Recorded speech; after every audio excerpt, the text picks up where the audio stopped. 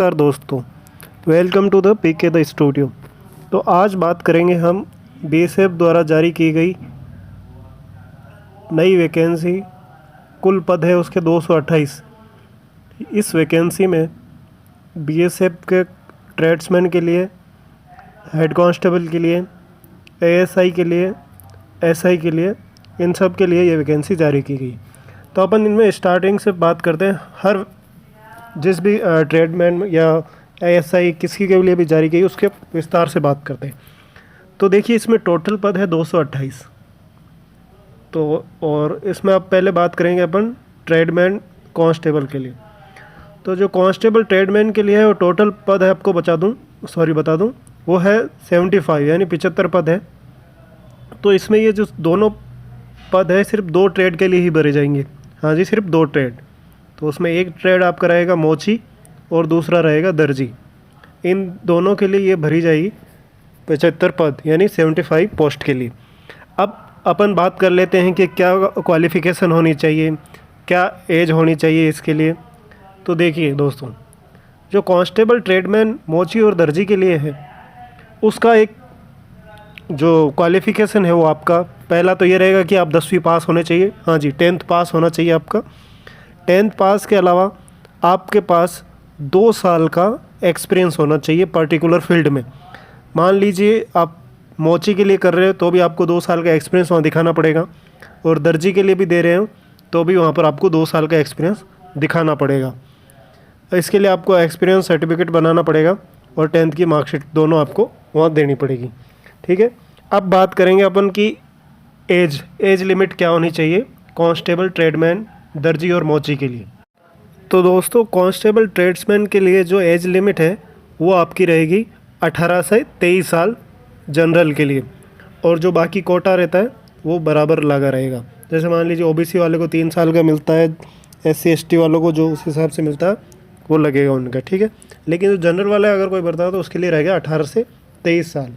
Qualification मैंने आपको बताई दी। अब मैं आपको इसका बताता हूँ प्रोसेस क्या होगा ट्रेड्समैन के लिए। दोस्तों, ट्रेड्समैन के लिए ना पहले पीएसटी और पीईटी के लिए बुलाया जाएगा।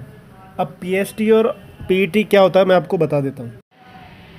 तो दोस्तों, पीएसटी का मतलब होता है फिजिकल स्टैंडर्ड टेस्ट। उसमें आपका चेस्ट हो गया, हाइट हो गया, वेट हो गया, ये सब इंक्लूड होता है।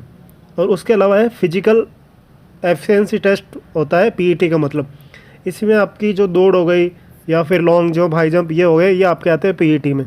तो जो इसका पहला स्टेज होगा जब में आप फॉर्म भर देंगे और जब आपको बुलाया जाएगा तो पहले राउंड में आपका ये दोनों हो गया। उसके बाद आप पहले राउंड में ही, मतलब जब एक बार पहली बार जाएंगे उसी में होगा आपका डॉक्यूमेंटेशन, जिसमें बोलते हैं आपके 10th का सर्टिफिकेट, 10th की मार्कशीट और सर्टिफिकेट चेक किया जाएगा, आपका एक्सपीरियंस चेक किया जाएगा, और ट्रेड टेस्ट होगा। मान लीजिए आप अगर मोची के लिए अप्लाई किए हैं तो जो मोची का काम होता है उसमें आपको ट्रेड टेस्ट लिया जाएगा। अगर आप दर्जी के लिए अप्लाई किए तो आपसे कुछ कपड़ा सिलवा के या कोई भी काम करवा के आपसे देखा जाएगा, उसको बोलते हैं ट्रेड टेस्ट। ठीक है, ये हो गया आपका पहला स्टेज। ये होने के बाद अब जो इसमें पास हो जाएंगे वो लोग जाएंगे रिटर्न टेस्ट के लिए। मतलब जो सेकंड स्टेज होगा वो होगा रिटर्न पेपर। जो यहाँ पास करेंगे उनको रिटर्न देना होगा, फिर जो रिटर्न पास होगा उनका होगा मेडिकल एग्जामिनेशन। तो जो डिटेल मेडिकल एग्जामिनेशन होता है डीएमई, वो फाइनल स्टेज होगा कांस्टेबल ट्रेड्समैन के लिए। ठीक है, अब अपन बात करते हैं दूसरी पोस्ट के लिए जो वैकेंसी है उसके अनुसार पूरी विस्तार से। दोस्तों, अब दूसरी जो वैकेंसी इसमें है वो ग्रुप बी, ये आती है, ग्रुप बी में आती है, इंजीनियरिंग कैडर बोलते हैं। इसके पद हैं आपके 52 पद, यानी पोस्ट है जो 52 है। अब दोनों 52 को अलग अलग भागों में बांटा गया है। एएसआई वर्क्स में आपको, माफ़ कीजिए, एसआई वर्क्स में आपको 26 पद है, और जूनियर इंजीनियर एसआई में ही आपको इलेक्ट्रिकल के 26 पद है। ठीक है, मतलब सब इंस्पेक्टर वर्क्स वाले को भी 26 पद पोस्ट है, और junior engineer sub inspector electrical वाले को भी 26 पद है। अब अपन देखते हैं भाई इसके लिए क्या क्वालिफ़िकेशन होना चाहिए। तो दोस्तों देखो, सब इंस्पेक्टर वर्क्स, इसमें आपका क्या क्वालिफ़िकेशन होना चाहिए, आपकी 3 साल का डिप्लोमा होना चाहिए सिविल इंजीनियरिंग में। हाँ, अब आप में से कोई होंगे जिसने सिविल इंजीनियरिंग करी है, वो 4 साल की होती है, तो हाँ आप एलिजिबल है उसके लिए, क्योंकि इसमें 3 साल का डिप्लोमा है, लेकिन आपके पास उससे बड़ी डिग्री है सिविल इंजीनियरिंग की, तो वो प्रायोरिटी बेस पे रहेगी, तो आप भी भर सकते हैं ये फॉर्म। और जो दूसरा है junior engineer sub inspector electrical में, अब इसमें भी है कि 3 साल का डिप्लोमा आप इलेक्ट्रिकल इंजीनियरिंग में पास किए हुए हों। अब ये तो हो गया डिप्लोमा वाले के लिए, लेकिन हाँ अगर आपने इलेक्ट्रिकल में इंजीनियरिंग कर रखी है तो भी आप भर सकते हैं इसको, ठीक है। तो दोस्तों अब इसका एज लिमिट के लिए हम अपन बात कर लेते हैं ना। तो दोस्तों ग्रुप बी जो इंजीनियरिंग कैटेगरी के हैं उसके लिए जो एज लिमिट है वो 18 से 25 साल तक अलाउ कर सकता है जनरल वाला। तो 18 से लेकर 25 साल के बीच के कैंडिडेट इस फॉर्म को भर सकते हैं। क्वालिफिकेशन मैंने आपको बता दी और एज लिमिट भी मैंने आपको बता दी। अब जो तीसरी कैटेगरी है उसके बारे में बात करते हैं। जो तीसरी कैटेगरी के लिए जो पोस्ट रिलीज हुई है, जिसके लिए वैकेंसी निकाली गई है, उसके बारे में भी अपन पूरी चर्चा करते हैं। ये वीडियो दोस्तों लास्ट तक देखते रहिए, तो इसमें मैं आपको पूरी जानकारी दूंगा कि कब आप लास्ट डेट है कौन से फॉर्म का और कैसे भर सकते हैं, ऑनलाइन कैसे भरना होगा। जैसे अभी कोई कैंडिडेट भर रहे हैं तो उनके OTP नहीं आ रहा है, किसी कैंडिडेट के तो वेबसाइट ही नहीं खुल रहा है, किसी का अगर खुल जा रहा है तो लॉगिन नहीं हो रहा है, किसी ने अगर रजिस्ट्रेशन कर दिया तो वो भी लॉगिन नहीं कर पा रहा है, OTP आ भी गया तो भी मतलब एक्सेप्ट नहीं कर रहा है। तो वो सारी चर्चा अपन इस वीडियो में करेंगे, तो ये वीडियो लास्ट तक देखते रहिए। अब अपन पूरा प्रोसेस चेक कर लेते हैं कि जो मतलब इंजीनियरिंग वाले जो भी कैंडिडेट अप्लाई करेंगे उनके लिए क्या प्रोसेस रहेगा, मतलब एक स्टार्टिंग से लेके लास्ट तक। तो दोस्तों इनको सबसे पहले लिखना होगा रिटन एग्जामिनेशन, एक पेपर होगा, वो पूरा पेपर देना पड़ेगा। उसके बाद पेपर ख़त्म में जो मेरिट निकलेगी उसमें जो पास होंगे उनको फिर बुलाया जाएगा डॉक्यूमेंटेशन के लिए। डॉक्यूमेंटेशन के बाद प्रैक्टिकल टेस्ट होगा और मेडिकल एग्ज़ाम होगा। हाँ दोस्तों, इनका फिजिकल नहीं होगा, ये जो भी इसमें भरेंगे इनका फिजिकल नहीं होता है, सिर्फ प्रैक्टिकल टेस्ट होगा, मेडिकल एग्ज़ाम होगा, बस दैट्स इट। अब अपन बात कर लेते हैं ग्रुप सी वाली वैकेंसी के बारे में, तो उसके बाद दूसरी कैटेगरी के बारे में बात करते हैं। अब दोस्तों ये है group C air wing cadre. तो इसके टोटल है 22 पद, यानी 22 पोस्ट है। इसको भी 2 भागों में बांटा गया है। तो आपको मैं बता देता हूँ, जो ASI होते हैं वो आपके ग्रुप सी में आते हैं और SI होते हैं वो ग्रुप बी में आते हैं। तो ये जो पोस्ट होगी वो ASI के लिए होगी। तो group C air wing cadre में है आपके 22 पद। ASI जिसको 2 भागों में बांटा गया है, मैं आपको बता दे रहा हूँ। ASI एयरक्राफ्ट मैकेनिक, इसके 10 पद रहेंगे। दूसरा है आपका ASI aircraft mechanic radio mechanic. तो जो रेडियो मैकेनिक होगा, जैसे हेड कांस्टेबल रेडियो मैकेनिक होते हैं, उसी प्रकार से ASI aircraft mechanic radio mechanic बोला जाता है। इसके 12 पद रहेंगे, ठीक है दोस्तों। अब जो इनके लिए एज लिमिट होती है वो मैं आपको बता देता हूँ। इन दोनों पोस्ट के लिए जो आपकी एज लिमिट रहेगी वो आपकी रहेगी 18 साल से लेकर 28 साल तक। इसके बीच का कैंडिडेट कोई है तो वो इसके लिए अप्लाई कर सकता है, ठीक है। अब मैं आपको बताता हूँ इन दोनों पोस्ट के लिए क्वालिफ़िकेशन आपकी क्या चाहिए। एयर विंग कैडर के जो ग्रुप सी की हम बात कर रहे थे उसकी क्वालिफ़िकेशन अपन देख लेते हैं। तो देखिए दोस्तों, वहाँ 2 पोस्टें थी 2 टाइप की, तो अपन उसी के बारे में चर्चा करते हैं। तो जो पहला है ASI बोले तो असिस्टेंट एयरक्राफ्ट मैकेनिक जो था, उसके लिए क्या होना चाहिए, 3 साल का डिप्लोमा होना चाहिए आपका टेलीकम्युनिकेशन इंजीनियरिंग में।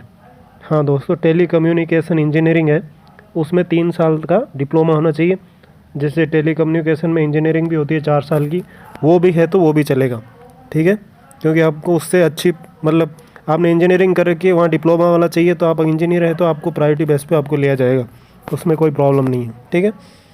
और अब जो एक दूसरी वाली थी असिस्टेंट एयरक्राफ्ट मैकेनिक, उसके लिए भी आपको क्या चाहिए मैं आपको बता देता हूँ। डिप्लोमा होना चाहिए आपका, सेम पोस्ट, मतलब दोनों अलग अलग है लेकिन क्वालिफिकेशन सेम है, वही टेलीकम्युनिकेशन इंजीनियरिंग में आपको डिप्लोमा चाहिए। मान लीजिए अगर आपके पास टेलीकम्युनिकेशन में इंजीनियरिंग है या डिप्लोमा है तो आप इन दोनों पोस्ट के लिए अप्लाई कर सकते हैं, ठीक है। तो मैं अब स्क्रीन पे भी आपको इसका पूरा दिखा दे रहा हूँ, ऊपर से लेके लास्ट तक हर पोस्ट का मैंने दिखा रखा है। तो प्लीज़ लाइक एंड शेयर, जिसकी दोस्त को इसकी ज़रूरत है। मान लीजिए अगर आपकी जॉब लग भी गई है और किसी दोस्त को इसकी ज़रूरत है जिसने ये डिग्री ले रखी है, तो प्लीज़ उसके साथ शेयर कीजिए और सब्सक्राइब कीजिए मेरे चैनल को। तो आगे से आपको इन सारी जॉब के बारे में, जैसे अप टू डेट जो भी, जैसे मान लीजिए कब इसके फिजिकल होंगे, कब इसका पेपर होगा, सारी डिटेल्स मिलती रहेगी। तो दोस्तों ये तो हो गया ग्रुप सी का एयर विंग कैडर।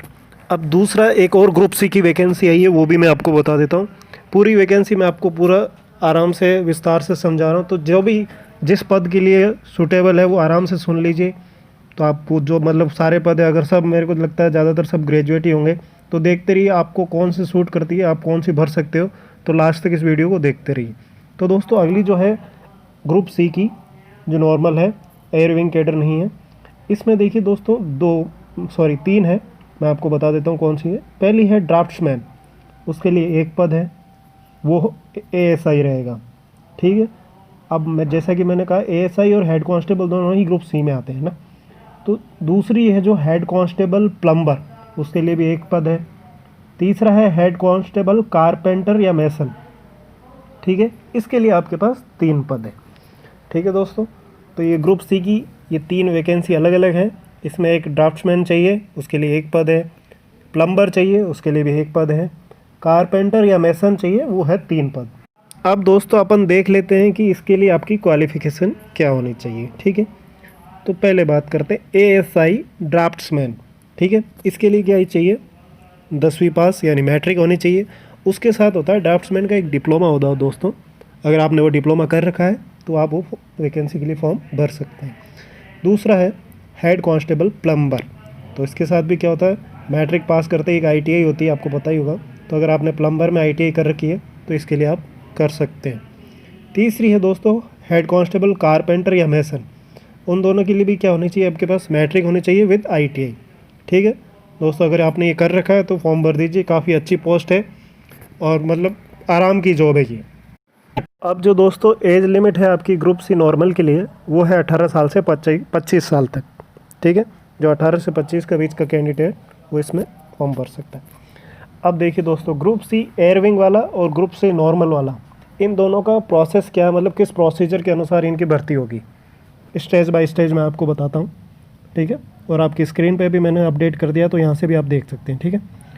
तो दोस्तों ग्रुप सी एयरविंग का क्या होगा, पहले उसका बताता हूँ। पहले होगा आपका रिटन एग्जामिनेशन। अब जो रिटन क्लियर करेगा उसका होगा डॉक्यूमेंटेशन, पीएसटी एवं पीईटी दोनों साथ में होता है, आपने देखा होगा अगर आपने बीएसएफ की भर्ती दी है तो। अब यहाँ से जो पास होंगे उनको फिर बुलाया जाएगा मेडिकल एग्ज़ाम में, ठीक है। तो ये ग्रुप सी एयरविंग का था। और सेम डिट्टो टू डिट्टो ऐसा का ऐसा ही ग्रुप सी नॉर्मल का है, उसका क्या होगा, रिटन एग्ज़ाम होगा, डॉक्यूमेंटेशन होगा, पीएसटी पीईटी होगा। अब ये जो क्लियर करेगा उसके बाद मेडिकल एग्ज़ाम होगा, ठीक है। बस अब इतना ही होता है। अब ये जो प्रोसेस क्लियर कर लेगा उसको फिर मेरिट लास्ट में डिक्लेयर होती है। अब दोस्तों अपन ने पहले बात की थी बीएसएफ ने टोटल कितने पद, 228 पद की भर्ती निकाली है। अब तो इसमें अपन ने बीएसएफ के कांस्टेबल ट्रेड्समैन देख लिए, इनके जो मोची और दर्जी के लिए थी, इंजीनियरिंग वाले देख लिए, एएसआई की भर्ती देख ली, हेड कांस्टेबल की देख ली। अब इसके अलावा बीएसएफ ने और भर्ती निकाली है, वो किसके लिए, वो भी मैं आपको समझाता हूँ। ये भर्ती दोस्तों कांस्टेबल के लिए रहेगी दोस्तों। ये जो है अब कांस्टेबल आईटीआई वालों के लिए, जिसने भी आईटीआई कर रखी है उसके लिए एक अच्छा चांस है, इसमें अप्लाई कर सकता है। उसके काम की जॉब है, मैं तो बता देता हूँ 1 बाय 1 कांस्टेबल की है। पहला है दोस्तों सिटी, जिसको कांस्टेबल बोलते हैं, जनरेटर मैकेनिक, इसकी आपकी है टोटल 28 पोस्ट है, 28 पद है। उसके बाद है लाइनमैन की, इसके भी 11 पद हैं। जनरेटर ऑपरेटर के हैं 19 पद। सीवरमैन के हैं 1 पद, ठीक है। तो ये अब जो है आईटीआई कर रखी है और जो मतलब कांस्टेबल के लिए जो भर्ती कर रहे हैं वो इतने पद हैं। देखिए अब इसकी मैं पूरी डिटेल बताता हूँ कि इसके लिए क्वालिफ़िकेशन क्या चाहिए, आपको एज लिमिट क्या होना चाहिए। तो देखिए दोस्तों, इनकी जो क्वालिफ़िकेशन है वो सिटी जनरेटर मैकेनिक की आपकी रहेगी, मैट्रिक विद आईटीआई होनी चाहिए। सिटी लाइनमैन की रहेगी, मैट्रिक विद आईटीआई होनी चाहिए। सिटी जनरेटर ऑपरेटर की रहेगी, मैट्रिक विद आईटीआई होनी चाहिए। अब दोस्तों इस पोस्ट के लिए आप कोई भी भर सकते हो, क्योंकि इसमें कोई आईटीआई नहीं चाहिए। ये है आपकी सीटी, बोले तो कांस्टेबल सीवरमैन, ठीक है। इसके लिए सिर्फ आपको 10वीं पास होना ज़रूरी है, मैट्रिक होना ज़रूरी है। तो दोस्तों आपको पता ही होगा, सीवर मतलब होता है नाला। तो जो सीवरमैन होता है उसका काम होता है, और जो भी बीएसएफ का कैंपस है उसके अंदर की कोई गंदगी फैल रही है तो उसकी साफ़ सफाई का काम पूरा सीवरमैन ही देखता है। आप अगर कोई पोस्ट के लिए अप्लाई करते हैं तो मैं उसको आपको पूरा क्लियर जानकारी दे देना चाहता हूँ। उसके लिए 10th पास होना ज़रूरी है। एज लिमिट इनकी वही रहेगी 18 से 23 साल, ठीक है दोस्तों। तो एज लिमिट 18 से 23 साल रहेगी, जैसे कि मैंने आपको बता दिया। दोस्तों एक सुधार करना चाहूँगा, कि जैसे अपन ने पहले बोला था ASI ड्राफ्ट्समैन का एक पद है, तो यहाँ देख पा रहे हैं आपने 8 वैकेंसी है टोटल, मतलब 8 पोस्ट है उसकी, ठीक है। अपन ने एक बात किया था 8 वैकेंसी उसकी है ना, और क्वालिफ़िकेशन और उसकी बात कर ली थी आपने, और हमने ये भी देख लिया कि मतलब कौन से पोस्ट का प्रोसेस क्या होगा और कितनी पोस्ट है।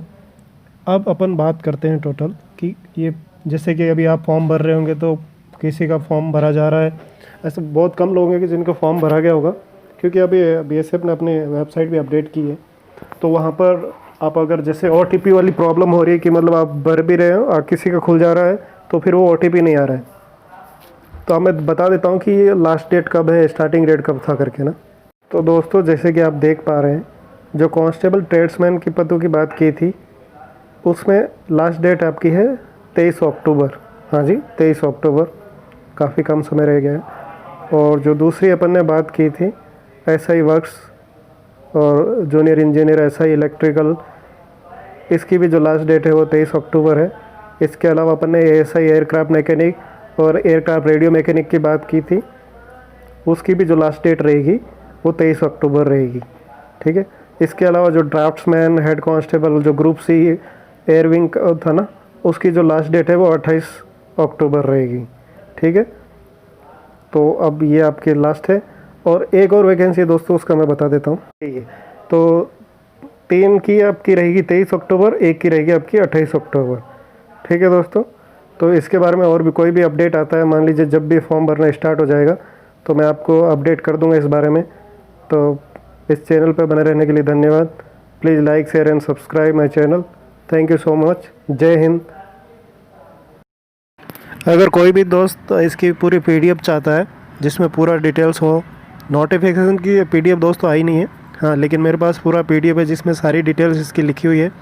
तो मैं डिस्क्रिप्शन बॉक्स में एक लिंक छोड़ दे रहा हूँ व्हाट्सएप ग्रुप का, आप प्लीज़ उसको ज्वाइन कर लीजिए, आपको पूरी PDF मिल जाएगी उस ग्रुप में। Thank you.